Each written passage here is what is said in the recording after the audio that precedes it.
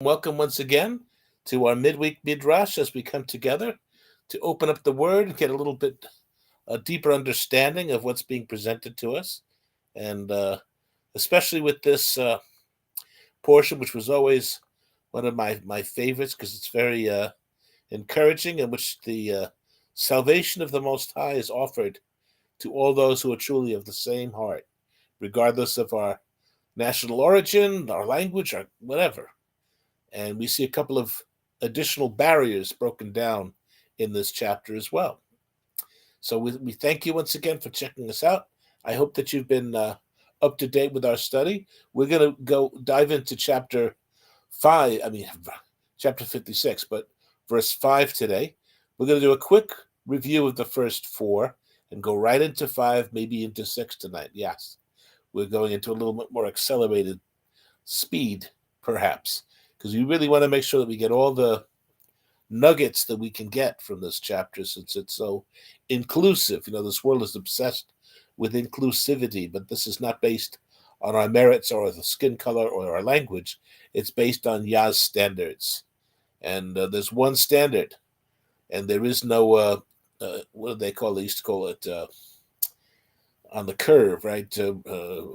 Giving us the score based on a curve of activity rather than one level standard, So we want to make sure that we keep the standard that Yah has established, and be grateful that he has. He does not change his mind. He doesn't shift it back and forth, up and down.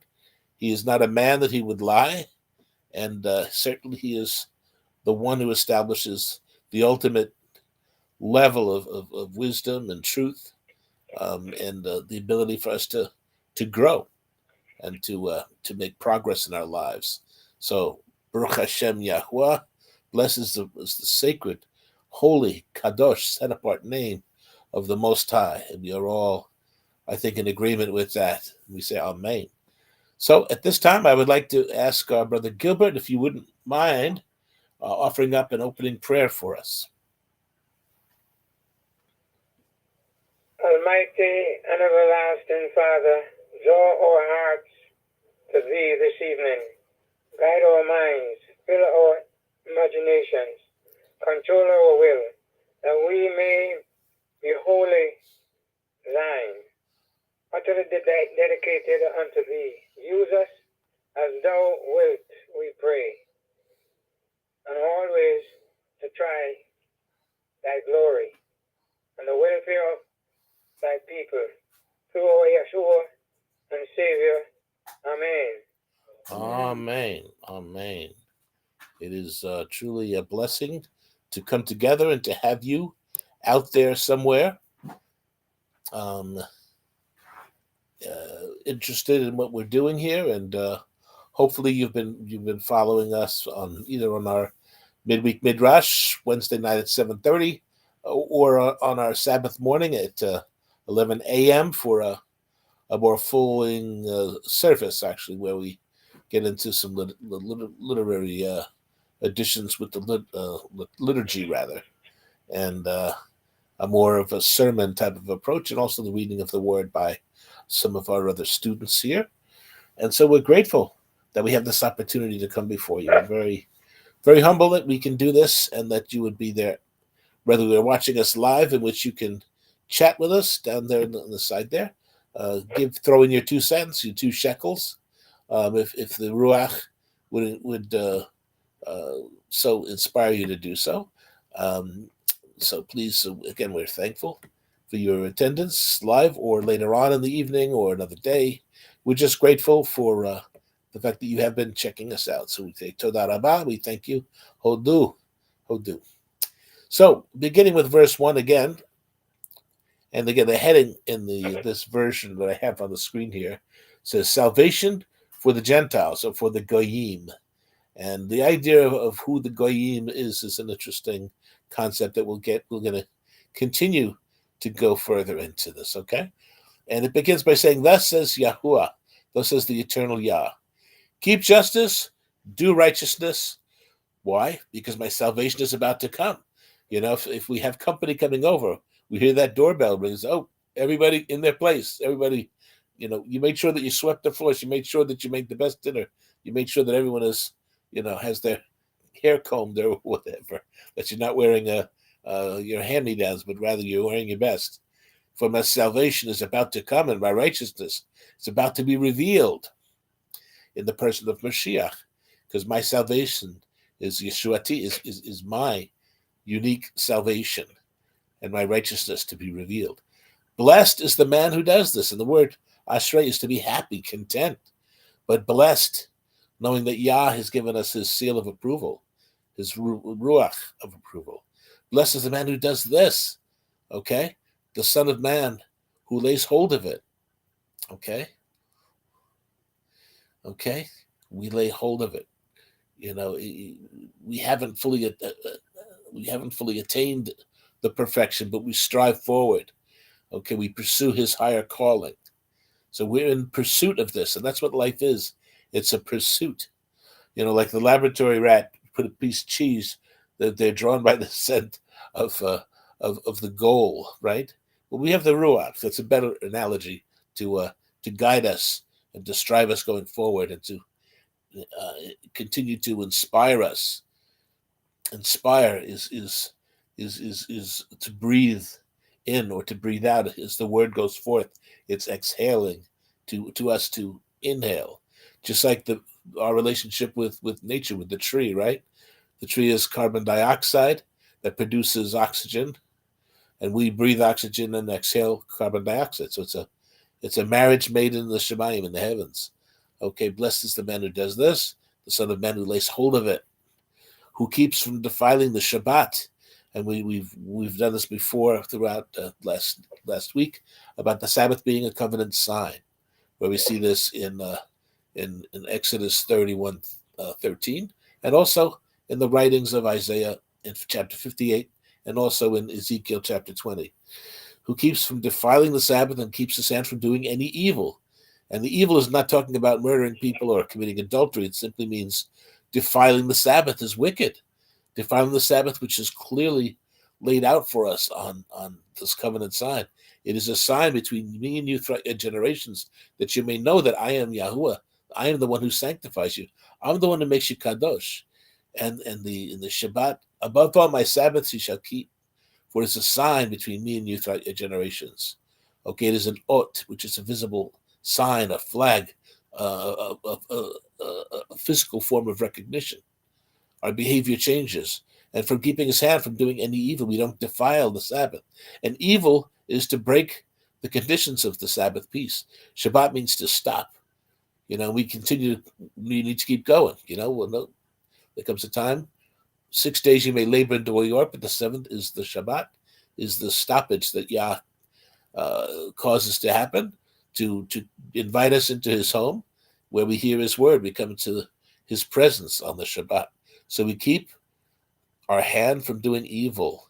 And the yod, the hand, is an important concept as we go forward in the words today. Blessed. Just looking at the Hebrew here. Layeth hold on it, to keepeth the Sabbath from polluting it, and keepeth his hand, his yado, keeping his hand from doing any ra, which is evil. The tree of let's see, the knowledge of good and evil is ra and tov. So we want to stay away from the evil, but not be ignorant of it. We need to know. Torah indicates what is appropriate, what's inappropriate. Okay, who keeps his hand, his yad, from doing any evil. His hand is the extending.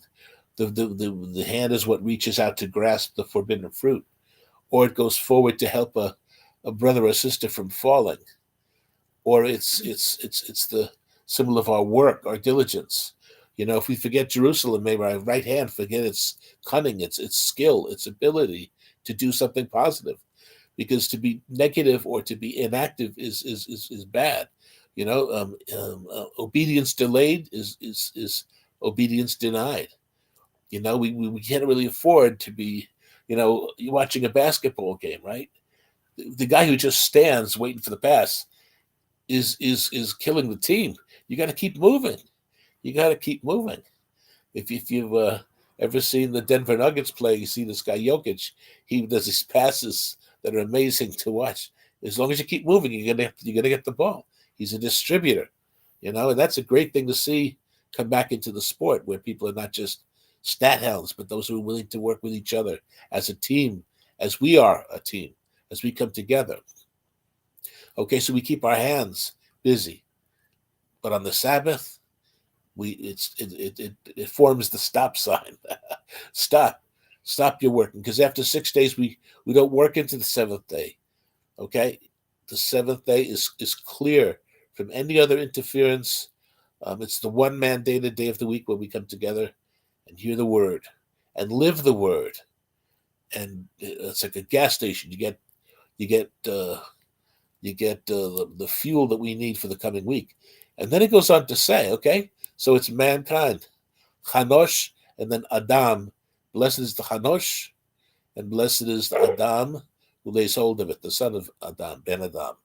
Okay, mankind, not the Yehudim, not the Jewish people, but man. Man wasn't Sabbath. Man wasn't made for the Sabbath, but Sabbath for the man. And as Isaiah declares 10 chapters down the road, in chapter 66, he says, from one new month to another, from one Sabbath to another, all flesh shall come to worship before me, says Yahuwah. And he says this after the new heavens and the new earth are established. And that's why verse 3 should not be which is amazing, because now it says, do not let the foreigner, the son of the foreigner, who has joined himself to Yahuwah. And that's an oxymoron, because if you are the son of a foreigner, you're no longer a stranger if you've joined yourself to Yah. And to join ourselves to Yah means that we are keeping the Shabbat. We understand that Shabbat is the covenant sign. And the adversary has done a great job of convincing us that the only people who should be keeping the seventh-day Sabbath are the Jewish people. And that's not even all of Israel. Israel's 12 tribes, that's one tribe. Or that's the southern kingdom as opposed to the northern kingdom, which is also referred to as Israel or Ephraim, while the southern portion, which was called the Yehudah. Okay? So let not the son of the foreigner who has joined himself to Yahuwah speak and say, Yahuwah has utterly separated me from his people. He's going to look upon me because I'm a foreigner in my mindset, because I'm unworthy of this great honor, even though I've joined myself to him. Even Solomon, as he built the temple, the Beit HaMikdash, says even if the foreigner should come and turn his attention to the Beit HaMikdash, the temple, which I'm building for the honor of my Yahuwah, my Adon, my master, at the instruction of my father David, okay, hear their prayer and answer their prayer, Father. So this was always intended not to be a selfish thing. It's to be pure and uncorrupted. Just like the name of Yah, we don't use that in the colloquial way. We don't use that as slang. We don't mess with that. Because if we should truly love Yah, we will honor him. And we don't make fun of the things that we honor, or mock the things that we honor, or enter into an OMG, or say something foolish in which we bring the name of Yah into some kind of a cliche. There's no cliche here. It's all the living word. Every bit of it is the living word. Okay, so the foreigner, and let him not think that I'm separating him from my people. Yah is not, Yah basically says, don't put words in my mouth. That's not true. Nor let the eunuch say, here I am a dry tree, which is the true state. He's a dry tree. He's not going to be bearing any fruit. He's a eunuch. He's been made that way. People really didn't make themselves eunuch back in the day. They were either captured people. There's even belief that Daniel and Shadrach, Meshach, and Abednego, anyone who was serving in any form of official capacity in the pagan nations, were generally sterilized. So whether or not that holds true for them or not, we don't know. We do know that in the book of Acts it speaks of an Ethiopian eunuch, but he was made that way because he was looking after the duties of what is her name? But a dignitary. So he was responsible for these duties, but this will cut out any possibility of hanky panky. For thus says Yahweh, again, whereas the foreigner, the quote unquote foreigner, and the eunuch are saying, how can I possibly be honored by Yah, since I don't qualify. My resume does not look good to the ruling eye. And that's what Messiah had to deal with when he came on the scene, because the leaders of Israel had become, hard professionals who really had no connection to the people. The Aretz, the people of the land, were actually, that was actually used as a pejorative, because you're not smart like us. We are the ones who are the leaders. We are the ones, and they've distanced themselves. That we tithe mint and cumin, but we neglect the true purpose of our calling, which is to serve, which is to be concerned, which is to be loving, and to reach out to each other again with our yad, with our hand, because the right hand of Yah and the full armor of Yah, he reaches out to us with that hand, which is the fivefold ministry of serving Yah, that we are to be servants of the Most High. Okay, so don't put words in my mouth. I've never separated you. You serve me in spirit and truth, and I will recognize you. I will recognize. Yes, my wife is getting my attention here.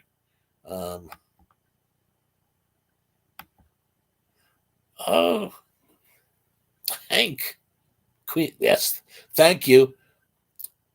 My brother Hank is Acts 8:27. Thank you. I didn't have it written down, but it was accessible. So Hank comes to the rescue, as he is wont to do.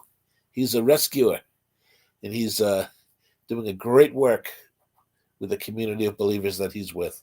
And it's so good to see your name there, Hank. I wish you were here so I can give you a hug. Although you might not be a hugging guy, and you might run for the hills if you saw me running after you. So, but I appreciate you, brother, and you're certainly loved by us. Okay. Candace. Right. For thus says Yahuwah, to the eunuchs who keep my Shabbatot, my Sabbaths, and again, as I explain every Sabbath service, I go through the whole portion of Shemot, Exodus 31:13, and then go to Isaiah 58. My Sabbaths you shall keep. Above all, my Sabbaths you shall keep. You shall keep them as a sign, as a covenant sign. They are a sign of faithfulness. That's why even within the Jewish culture, they say, you wouldn't say, are you religious? They say, are you Shomer Shabbos? Are you Shomer Shabbos? Which means, do you observe? Do you keep? Do you guard the Sabbath? And if you say, yeah, that's it. And I say, well, do you circumcise your children? Do you eat kashrut? Do you this, that, or the other? No, that's it. If you keep Shabbat, it's understood that you are devoted to Yah, at least overtly. Okay, to the eunuchs who keep my Sabbaths and choose what pleases me. Again, that's a parallelism. Keep my Shabbats, choose what pleases me, and hold fast to my covenant. Okay, that's a very convincing argument. Okay, and we already know that these two categories are keep themselves from defiling the Shabbat. Who keep. Let me just look that up quickly in the Hebrew. Praise Yah.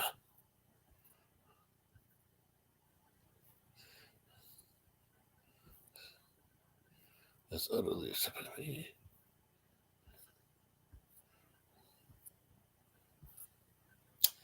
No, I didn't want that. Okay, bear with me. Dun, dun, dun, dun, dun. I wanted to look at this phrase here. Keeps his hand. Let's see. Yeah. Keeps the Sabbath. Again, that's Shamar, from polluting it. And Shamar is Yado. Okay, so Shamar is one of the great Hebrew words. It's the word that's translated as to keep, or to observe, or to watch over. He that keepeth Israel neither slumbers nor sleeps. Okay? And he guards us. He's our leader and he's our rear guard. He keeps us. And again, shamar means to guard. So we guard our hands. Remember what Messiah said? It's better for you to enter into the kingdom minus one hand, than to enter or you're not going to enter into the kingdom with two hands if you're doing wicked with them. But our hand is to be kept, is to be observed. What are we doing? That means what kind of work are you doing? What kind of faithfulness can you be trusted? Who keeps his hand from doing any evil? Any of his actions reflecting the things of the Olam Hazeh, which is the current world, as opposed to the Olam Haba, which is the world to come, which is where our mind should be at, as we are to be begotten and to be fully born from anew. We're fully born, and the whole born again process reaches its climax with the resurrection, because that's when we are fully renewed. Right now, we're working on the inner man, and at the resurrection, we will have a new body. So, for those of you who are waiting for your studies to when Messiah returns, no. Now's the time. Now's the time to become consecrated to Yah. Okay? I digress, as I'm wanting to do, okay? To the eunuchs who shamar my Shabbatot, and choose what pleases me, and hold fast to my covenant. That's all together. We keep ourselves from defiling the things that we should guard. It's if you're standing guard over somebody's safety, and under your watch they get beaten up, then you don't do a very good job. If you're guarding, a valuable diamond, and you're on guard, or these knuckleheads who are throwing soup on these pieces of art by these extreme lefties, and I don't know how they get this close to this artwork. They threw soup on top of the Mona Lisa. Of course, it's covered with glass, but I saw them spill soup here in New York over a Van Gogh painting. It's just crazy. How do you win anyone to your cause by allowing that to happen? Just like the first chapter of Romans, not just those who do the wickedness are guilty of death, but those who give their approval, who give their nod. That's why Paul says, don't even eat with such a people. Because when you sit down to break bread with somebody, you are in agreement. It's a minor brit, it's a minor covenantal sign, just like Avram with Melchizedek. They broke bread, they had bread and wine, they had a covenant meal. And in Latin, again, might have heard this before, but bear with me.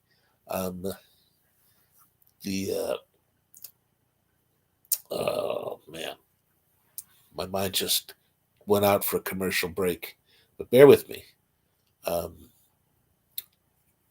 With bread is companis is a phrase, companis, which means with bread, and companis is where we get the idea of company or companion. We are echad with them. So if we're breaking bread with somebody who's living in rebellion to the ways of Yah, I'm not talking about those, because we're also told to win a brother back. We are to convince them to return, but we don't sit down to break bread with them until we get the results that are required for fellowship to be reestablished, okay? That's a very important thing. And unfortunately, well, not necessarily unfortunately, but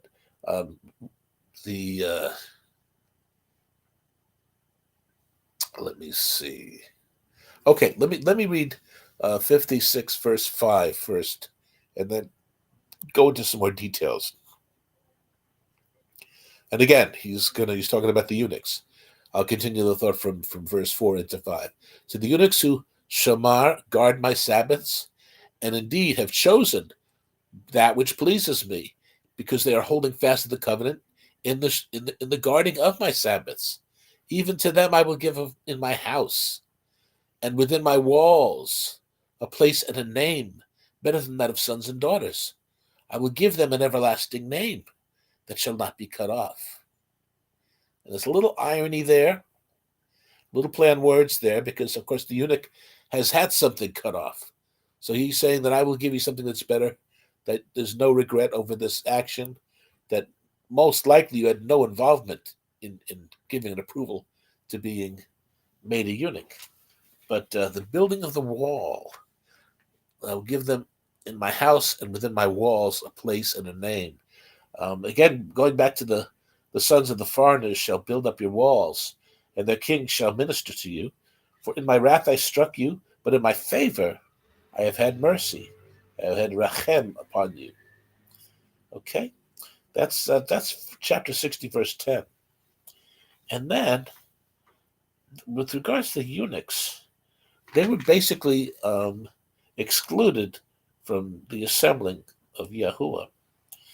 Okay, Deuteronomy 23:1 says, "He who is emasculated by crushing or mutilation, or blockers, which is what we're foisting upon our children these days, shall not enter the kahal of Yahuwah."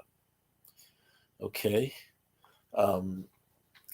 so these who are within the community who have had their testicles essentially crushed were not welcomed into the kahal, the congregation. So let me go back and get a better, fuller understanding of what it is to be a eunuch within the Brit Chadashah teachings, in which Messiah was teaching, and I went into more detail last week. I'll repeat myself, but remember that Messiah was talking about celibacy, and Paul refers to being a celibate also. And Messiah was talking about being a eunuch, whether somebody made you that way or whether you were born that way. Because don't forget, to serve in the Beit HaMikdash, you had to be a Kohen who had no physical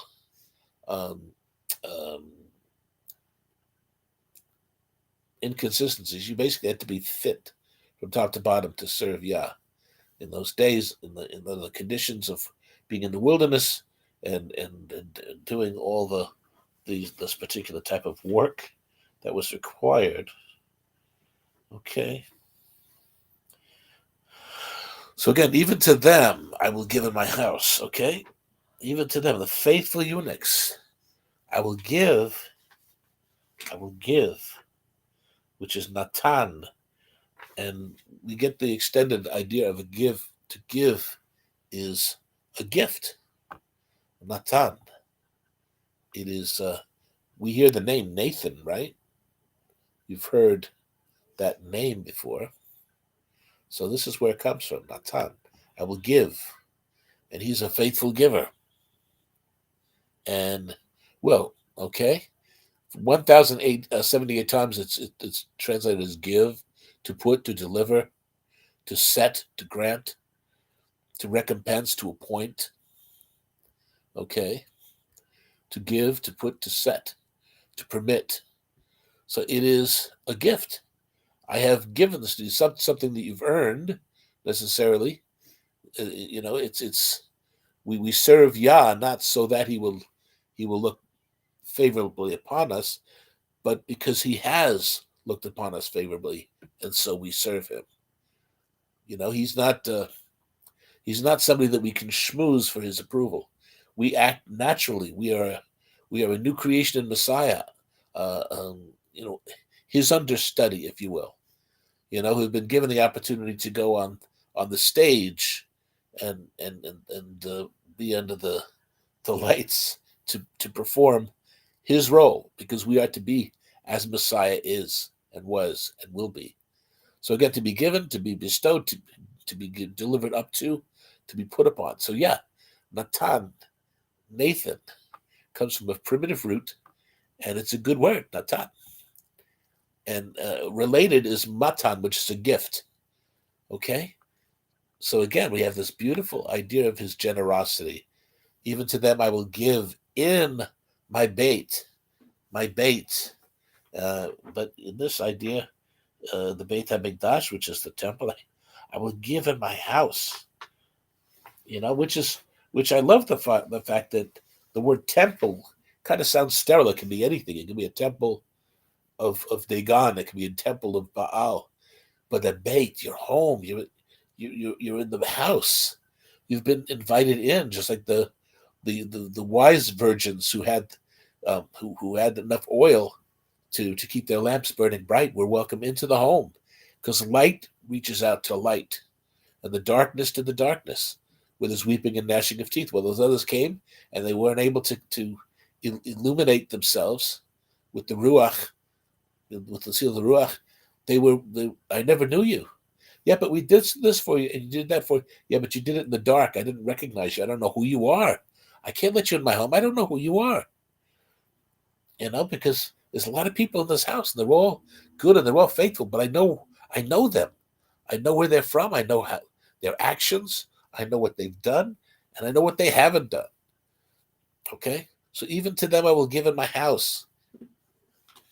Okay, and within my walls, a place. Okay, within my walls. So within my walls, that's the foundational position within the house, within the walls, where a name would be erected, but within my walls, a place. When I first read this, I just assumed that the word makom was there. Ha makom, which means in the place, in the place, in the place. We see this numerous times in Bereshit, in the book of Genesis, where Jacob, in this place, he's told to wait. In this place, he sees this stairway or this ladder or this step temple, a ziggurat, into the Shemayim, where Yahuwah is at the pinnacle, and the Malakim are ascending and descending upon it, in which Messiah refers to himself as being that place, as being that bridge between the Shemayim and Haaretz, the heavens and the earth, and the Malakim, who are messengers, are traveling up and down that ladder, being given messages to deliver and returning with news. So the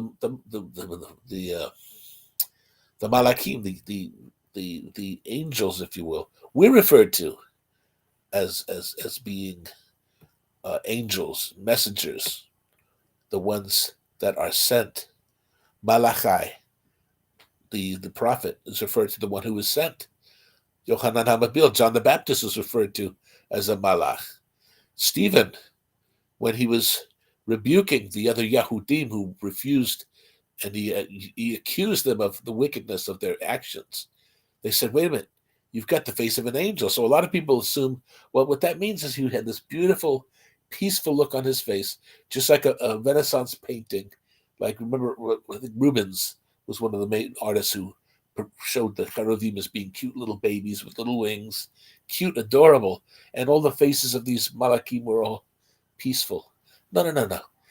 They were saying have a face of an angel, not in complimentary. It says, look, looks like you're bursting. You've got a message to deliver. You're bursting. Tell it to us. What's going on? What's the deal? Tell us. Because he had a good reputation before he lowered the boom on them with his correct accusations of their wickedness. They are the type who would approach Yahuwah and say, look what we've done for you. Yeah, but you murdered the prophets. You were doing wicked. You think you're doing me a favor, but you're not. You don't have my mind. You don't have the concept of my love and my blessings. Just like the Pharisee who looked at the publican and says, thank you, Yah, that's not me. You made me so much better than that. And truth is that Yah heard the publican over him.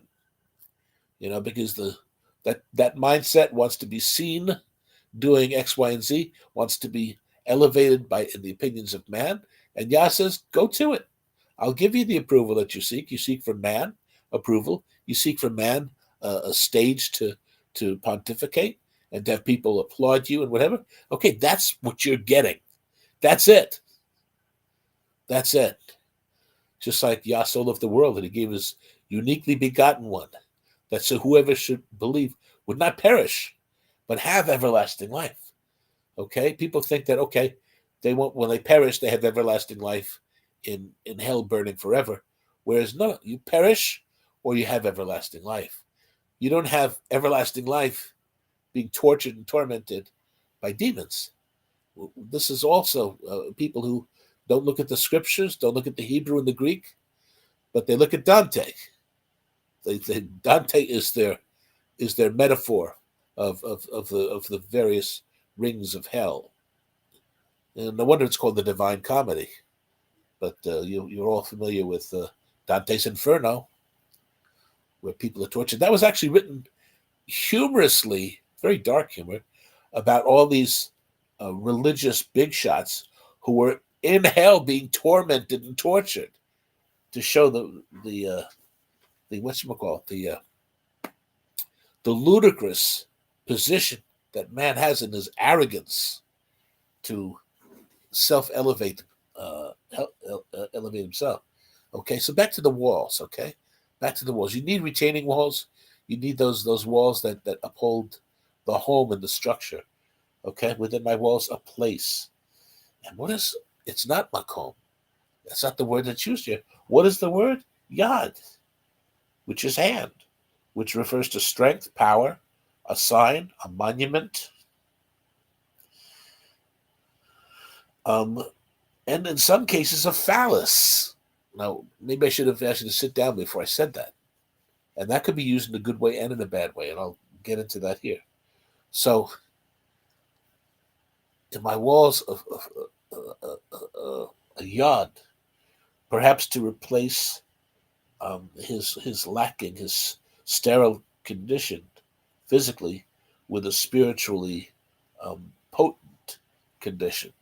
So you will have a place, you will have a yod, and the name is Shem, Baruch Hashem, Yahuwah, okay, which infers renown, fame, glory, reputation, as a memorial. Also, the name is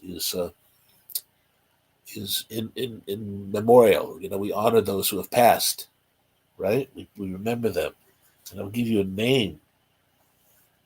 And of course, as we learn, we see that also the name refers to the authority, refers to the teaching, all these things. But also, it is the name, a name that is honored, and we have a memorial in Zachor. We recall these names as good people. And even though I haven't seen our brother Hank in a long time, I still, when I pray for him, he stands as a great example of humility and diligence, and he doesn't disappoint. But I think of, who can you really hold as I have a few names, and Hank's one of them. That I don't mean to put the pressure on you, brother, but there's a few names that I automatically go to in that category. Okay, so I'll give a name, and the name that I will give you in my household is better than that of sons and daughters. That doesn't mean what you think it does. It means instead the fact that I'm mourning the fact that I have children, even though I have had two, I have two grandchildren. But if I was single, if I wasn't married, if I, and if Yah is still with me, and as Shaul said, this is a gift that I have, and this is what I praise Yah with. Okay, so to serve Yah and to have a name to be remembered forever is more real, is more honorable than in the times of the Tanakh. Our immortality were our children. That's why, be fruitful and multiply. That's how you will live through them. Avram, you will become Avraham because you will be a father to many nations. You will grow, and your influence and the light of your truthfulness and faith will continue to grow exponentially. So, rather than just like we see in the book of Job, you see that he has these children, but he can't really trust them because they insist on getting together and having little parties apart from him and not in his house. But they go to one of the sisters or brothers' homes, And he was always worried, and he always prayed that they wouldn't take and profane the name of Yah. So, yeah, we can do what we can. We can teach our children when they're young, but what they do with that is entirely up to them. So what I give you is better than worrying about your descendants, whether or not they're going to stay faithful or not. Okay? And I will give them an everlasting name. The eunuchs, they will have the everlasting name that doesn't rely upon the sons and daughters and the people that they marry and the pagan traditions they adapt and the falling away to worship foolishness and to stop believing anything. So in the times of the Tanakh in the Old Testament times, we trusted that they would all stay faithful. We all see, which is why it's ironic when you read about the kings of the north, in which they all fall always, and the kings of the south in Yehuda, there was a mixed bag there. Yes, they had Jerusalem. Yes, they had the Beit HaMikdash, but big deal. They left it in disrepair, and we had a few Melikim who were faithful, but they were few and far between.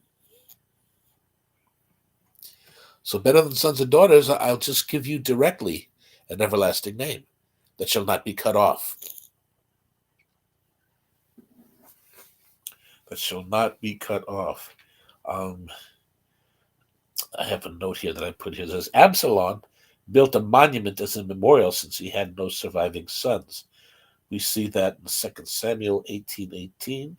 And to this day, it is called Absalom's monument. And what is that? It says Yad of Shalom. Of Shalom. Is that funny? Of Shalom, which means father of peace. And he removed the peace from the household of his father, David, didn't he? So sometimes we see these names very prophetically positive, but in this case, Avshalom is, So some people actually, I've studied where this Absalom monument, this yad, was either a hand or it was an obelisk, which is a phallus, which is a phallic symbol. If ever you looked at an obelisk, and we see that in Washington, D.C., and in the Vatican, in Rome, we have those two that are not states. Like Washington, D.C. is not one of the 50 states. And the Vatican is not, it's like its own little country within a country. And what do they have? They each have a phallus. The Washington Monument is the obelisk. And they both have these domed places that are hallowed. So you have the swollen, pregnant belly, and you have the phallus. And there's certain times of the day where the shadow of the phallus impregnates that swollen womb, if you will.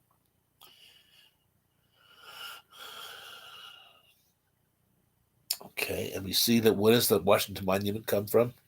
From Egypt. From Egypt. Remember, Solomon was told not to get your horses from Egypt, but I'm sure he didn't want him to be reliant on anything. And for us on this new country experience to get the symbol of Osiris, one of the pagan deities of Egypt, I don't know. And what it represents is a phallus, quote unquote, standing at attention, if you know what I mean. And again, the idea of having the name, let's just get past that, okay? Take a deep breath. I'm not going to talk about that anymore, okay?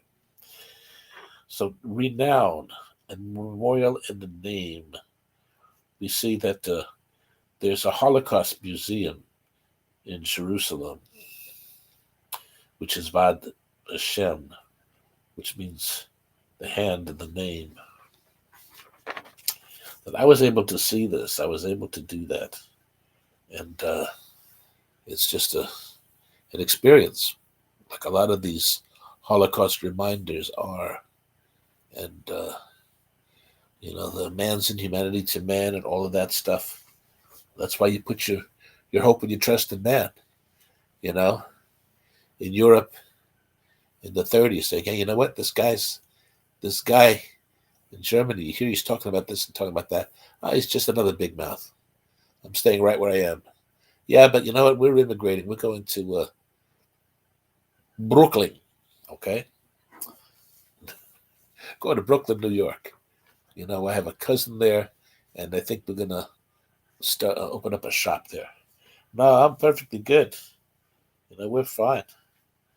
And of course, we know that we couldn't believe that people would be that evil.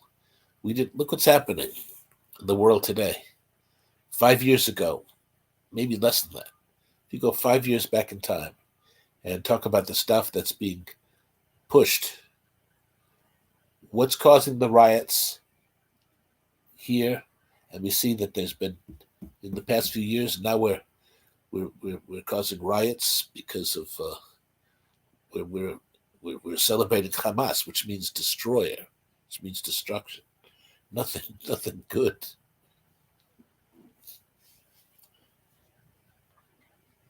And again, as I said, I will give him or her an everlasting name, not relying on his seed, providing immortality through the generations. Shem Olam, an everlasting name is Shem Olam. And, well, to give him, in this case, I guess it is a guy, because it's a guy who's been sterilized, that shall not be cut off. Okay? He shall not be cut off, as opposed to his physical current condition. An idiom of preserving of a name through one's succeeding descendants.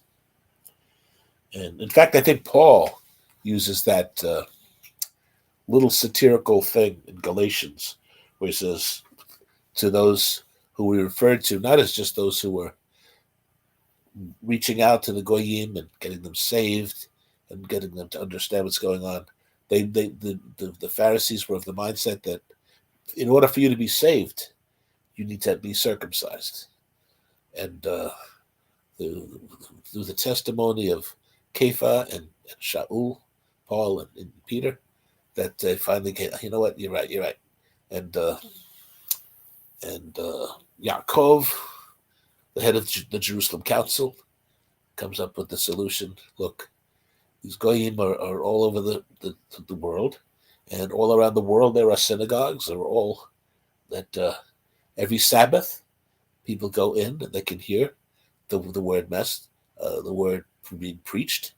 So we will give them 4 purity laws to observe, that they are no longer engaged in paganism and filthy habits, and they'll learn week by week. They'll hear more and more about what's to be done.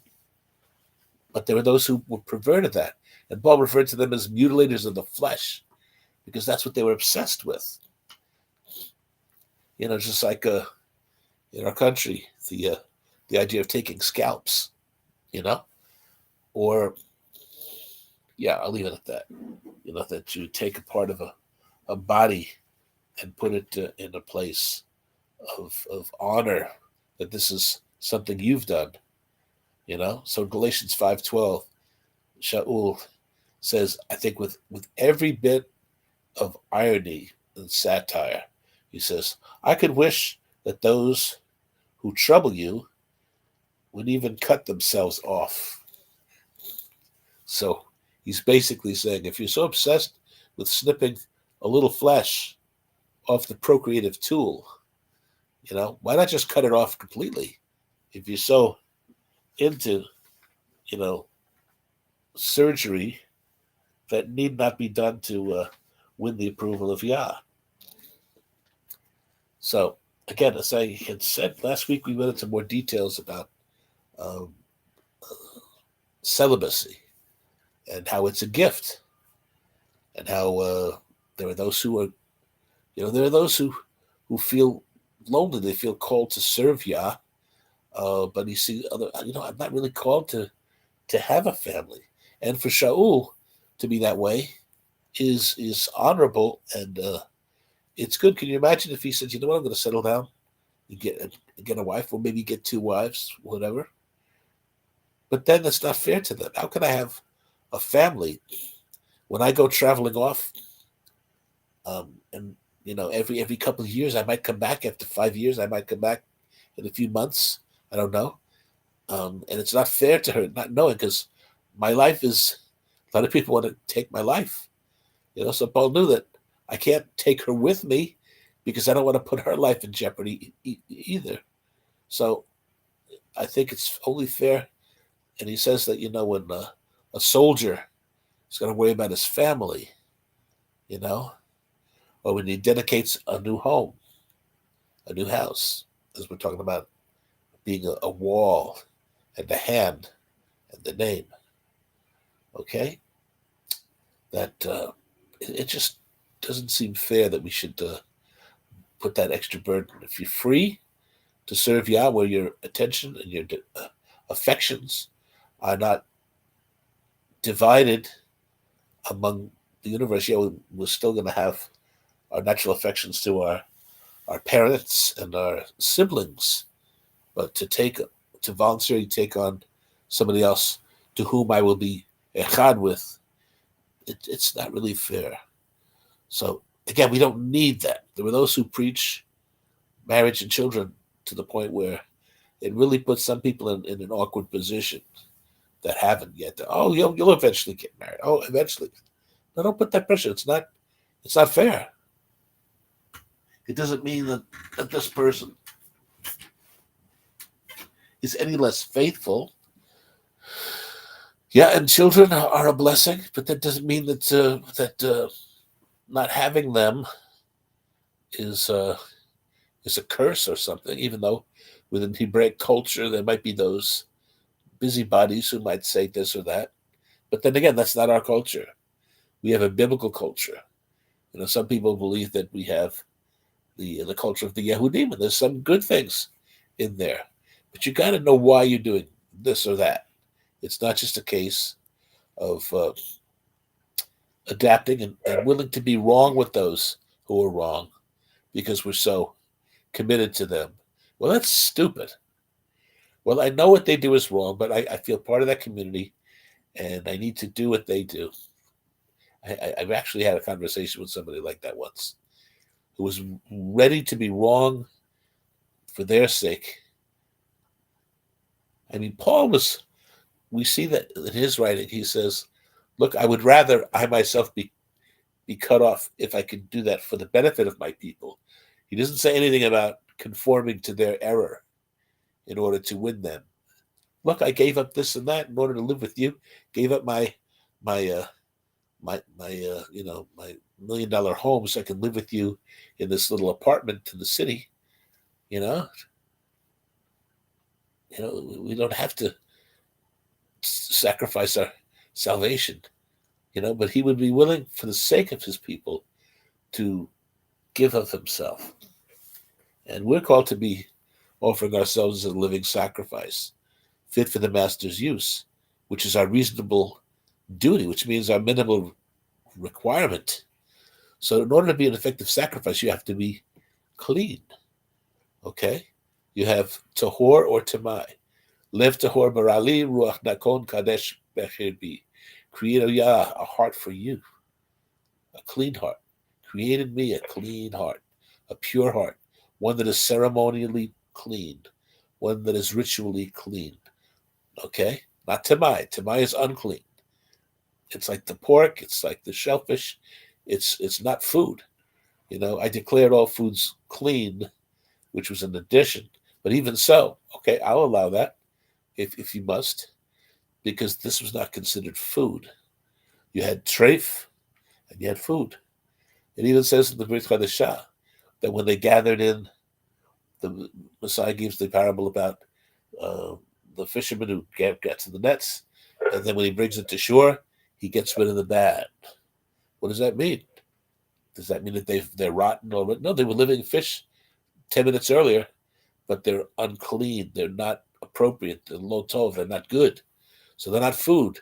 They're not something to sell to somebody else and cause somebody else to have. And secular dietitians have agreed that unclean things are not appropriate for us, which is why Kifa, Rabbi Simon Peter, on the roof, he gets his vision. Kill and eat, kill and eat. He says, what? I'm not going to, I can't do that. And yet, Kefa had the chutzpah to tell Yah he didn't know what he was talking about. I'm not going to do this. I've never done it. I'm not going to start doing it, Lord. I'm not going to start eating a BLT. I'm not going to do it. I'm not going to have the popcorn shrimp for dinner as an appetizer. I'm not going to do it. And so he does it 3 times, and then it's taken away. So Kefa says, "Hey, I think I ticked him off. He took his beach blanket with him, and I don't know what's going on. All of a sudden, he gets a knock on the door, and it is the friends of Cornelius had come to ask Kefa to come and pray with them and to teach them the fullness of the gospel. Now I know what that vision meant. I should not call any man unclean. I should not call any individual, whether he's a eunuch, whether he declares himself a foreigner. Nonsense. This is a man who was very involved with the ways of Yah. He even prayed the 3 times of the day as a Yehudi. So this was not just some Joe Schmo. This was somebody who was, and Schmo is a variation of the word name, a no name. He wasn't just some dumb name. He was a name, an everlasting name. And Cornelius, one day, we will get to see him and hear his full testimony, and his family. They all came to faith. So again, let's not be temai, unclean, impure. And again, that comes with the understanding of Torah. Torah, the instruction of Yah, is not. There are aspects of it, okay? There are some aspects of it with regards to the Kohanim and offering sacrifices at specific times. We don't have a temple. We don't have an altar. Why? Because Messiah fulfilled that purpose of sacrifice. Doesn't mean we get off easy. Do not use our freedom in Messiah as an occasion for the flesh, but rather be that much more grateful that Messiah has come to do that. There are certain things just for women, certain things that are just for men. There are specifics in Torah, but there are also presented a moral code which mankind craves for. And it's innate within us. It's innate. We expect people to treat us fairly. Why? If we're just animals, why does it matter? Well, we have expectations. We feel that we deserve to be treated well because we are treating others well. But somebody else might have a completely different opinion on that, and often do. So that's the important thing. To profane the Sabbath is to break the commandment, is to break the covenant. And we want a Berit Olam, we want an eternal covenant. We want a Berit Chadashah, a new covenant, which is better translated as a fresh covenant.